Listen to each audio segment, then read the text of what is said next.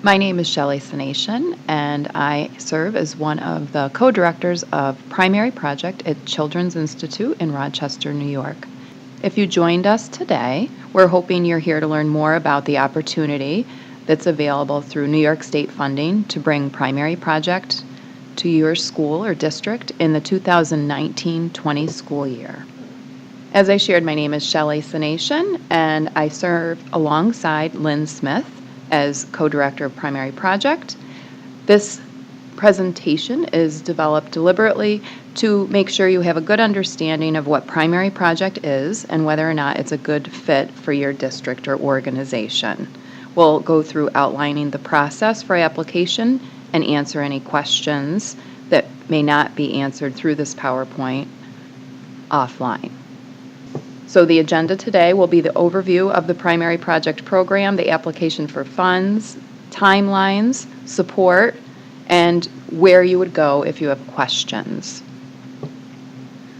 The program itself is, in essence, a way, an intervention to enhance school-related competencies and reduce school adjustment difficulties, one child at a time. That last part is critical in the sense that this is a one-on-one intervention with children.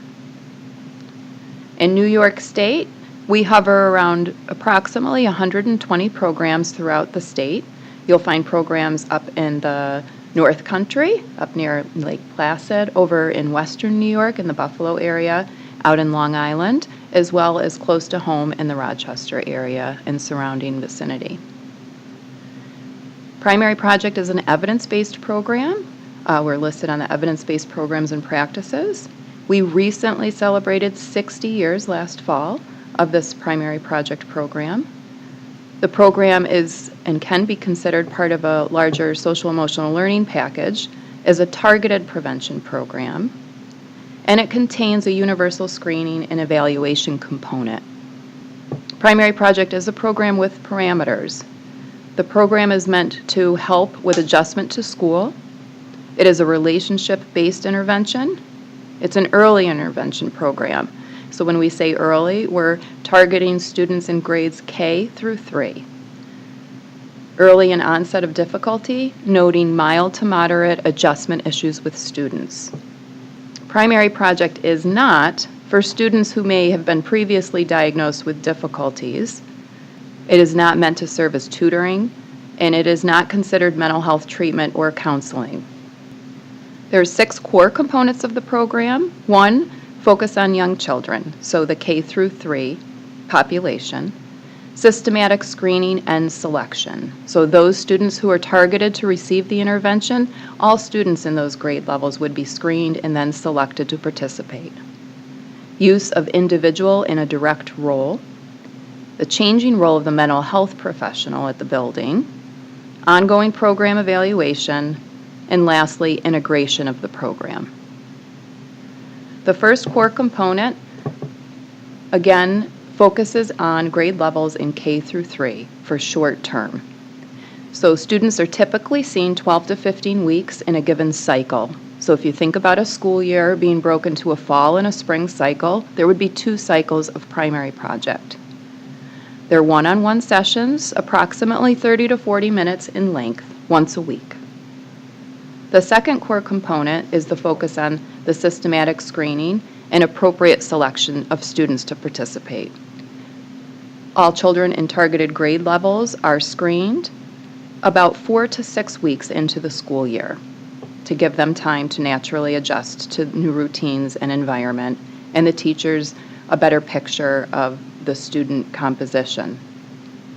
Multiple sources of information, so both qualitative and quantitative data will help to identify students who are most appropriate for participation.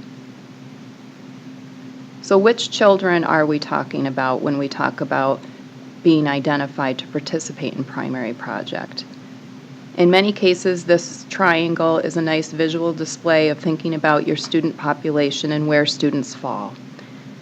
The arrows are used to point to the direction if you think about a Tier 2 intervention, say in the RTI model. So you have your students who are somewhat well adjusted on the bottom, then we have students who are in the mild to moderate risk level, Above that, those high-risk students are students that are already identified and may be receiving services in the school building or possibly outside through community services or agencies. And then those at the top who have been clearly identified and get support services in the school building. The third core component is the use of the paraprofessionals in a direct service role. So these are the individuals who meet with the student one-on-one once a week for 30 minutes.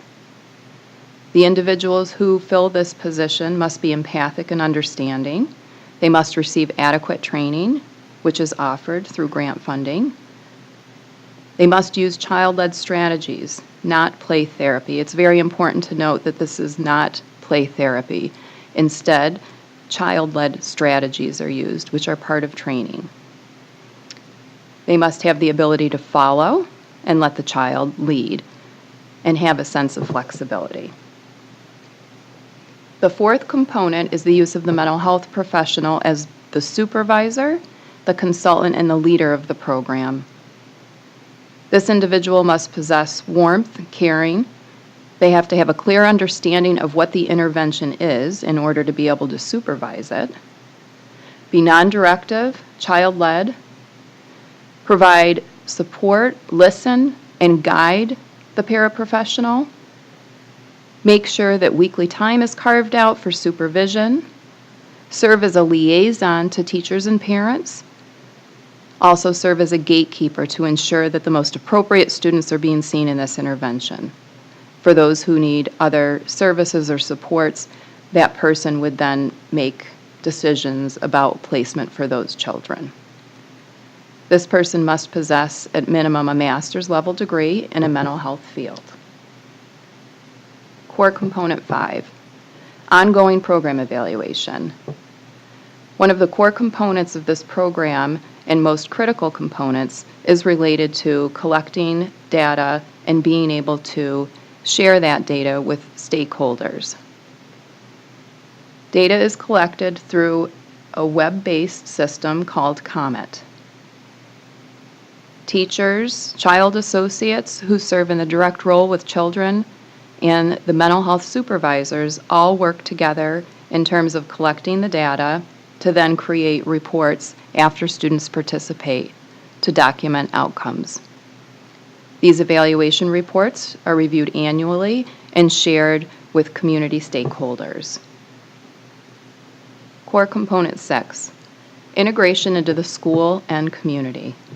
So as we mentioned earlier, there's a link with RTI in terms of it being set in the Tier 2 interventions, and that it is part of a larger continuum of care and support. So Primary Project is just one intervention in a pool of many that is offered for students in your school based on the needs of the students.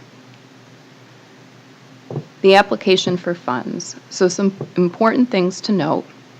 Anticipated maximum of $15,000 per school is available for up to 2 schools in a district. So potentially, if you had 2 elementary buildings in your district, you could apply for a maximum amount of up to $30,000 in year 1 of the grant. The funding is over a 3-year period and declines in years 2 and 3.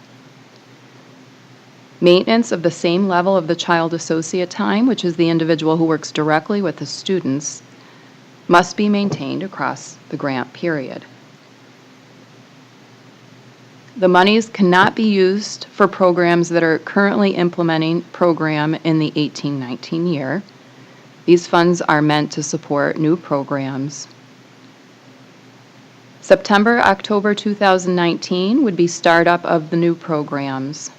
Introductory training is required for members of the team, which include the child associate, the mental health supervisor, and project coordinator. Principals are to attend at least day 1 of this required training. There's required training also for the mental health supervisors, which is separate from the 2-day introductory training. Primary project services with implementation to begin in September 2019 if awarded. Applications are due November 15th, 2018 by 5 p.m., sent electronically. Notification will occur in January 2019. The way in which awards are examined is through quality of application and the availability of funding. Application contents can be found on our website at children'sinstitute.net. You will find documents such as the checklist, which is referred to as Appendix 1, a cover letter, face page, which is Appendix 2, a school information page, Appendix 3, an abstract and narrative, Appendix 4, resumes of the mental health professional who will serve as the supervisor, a budget, which is Appendix 5, a budget narrative to tell a little bit more about how you anticipate spending the monies. And additional attachments may include Electrona data collection, which is the COMET web-based system, Appendix 6. And for those who are a community organization, applicants must submit a letter from the partnering district. Some suggestions related to budget are child associate salaries. These funds do not support professional salaries, but child associate salaries may be supported. The screening and evaluation measures. The primary project resources, which are a one-time fee per building cost. Playroom supplies, which are capped off at a limit of $500 per building. Training, which is mandatory. There is no registration fee as New York State covers the cost for this. The expenses and travel related to the training can be budgeted. Typically, training happens in the fall, so September and October of 2019. Tentative location in Rochester at Children's Institute will occur, with a supervisor training happening also in that fall period of 2019. There's other statewide training that could be budgeted for, as well as travel expenses, which I mentioned. Additional information about Primary Project can be found at our website. You're encouraged to access the Creating Connections video to learn a little bit more about the program itself. Take a look at the Primary Project fact sheets and program overview. If you have questions related to the application itself, those can be directed to Arlene Bobbin, who's our grants coordinator. Her number is 1-877-888-7647, extension 266. For programmatic questions, you can contact myself, Shelley, at 1-877-7647, extension 251. We thank you for learning more about Primary Project, and we look forward to hearing from you.